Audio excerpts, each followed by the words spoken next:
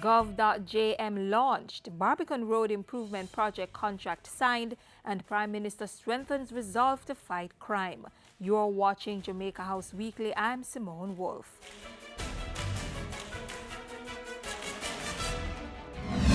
Jamaicans now have one-stop access to various public sector services on the web. On Wednesday, government launched its gov.jm site, bringing together information and services from over 200 government web portals. Prime Minister Andrew Holness said the portal was part of his administration's efforts to reduce red tape across the public service.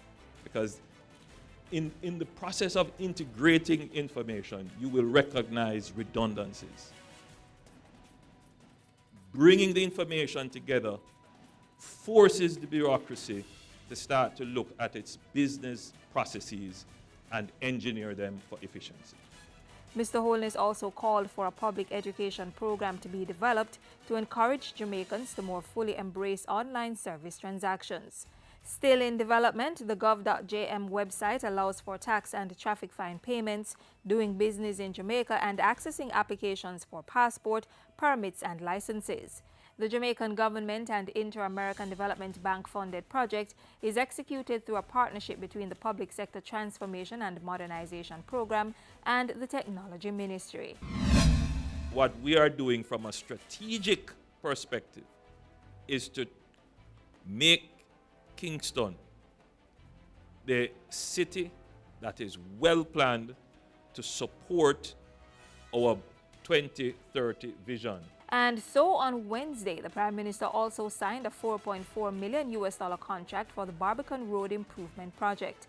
Slated for completion in December, sections of the roadway will widen to 2 and 4 lanes. Sidewalks, LED lights, and traffic signals will be installed. This Barbican Road Improvement Project will deliver a corridor that will be able to handle a high volume of traffic in a much more efficient and comfortable manner. While the roadway is being widened, the National Water Commission will be expanding its water and sewer pipes in the area at a cost of $331 million. And the Prime Minister was in Clarendon Friday for another water project. After 30 years, residents of Rosewell, Palmetto Pen, Breadnut Bottom, and surrounding areas now have water in their taps. The $38 million National Water Commission Rural Water Supply Project was done $12 million below budget. Mr. Holness used Friday's commissioning ceremony to encourage residents to pay their water bills so that government can increase its provision of water to other needy communities. I can only make the appeal that you pay something for your water to increase the revenue so that we can get the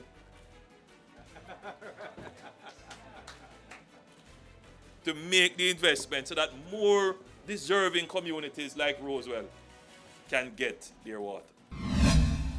You have the opportunity to lead the transformation of this country. As the person with the responsibility for the country now, my job is to ensure that you are empowered to transform your own country. Prime Minister Andrew Holness's pledge to participants at Thursday's launch of the National Youth Summer Employment Program. The program is being operated by the Ministry of Local Government and Community Development and involves 4,500 young persons. The latest batch of 2,300 will work in the municipal corporations, undertaking streetlight audits and identifying vulnerable persons within communities. Last week also found Prime Minister Andrew Holness taking steps to assure Jamaicans that government's engagement with foreign investors would help, not hurt, the island's quest for prosperity. He gave assurance that in developing and attaining first world standards, no one would be left behind. Jamaica wants to develop and attain first world standards, and we can't do it by shutting off ourselves from the world. We can only do it by integrating ourselves and making ourselves a critical element and node in the world economy.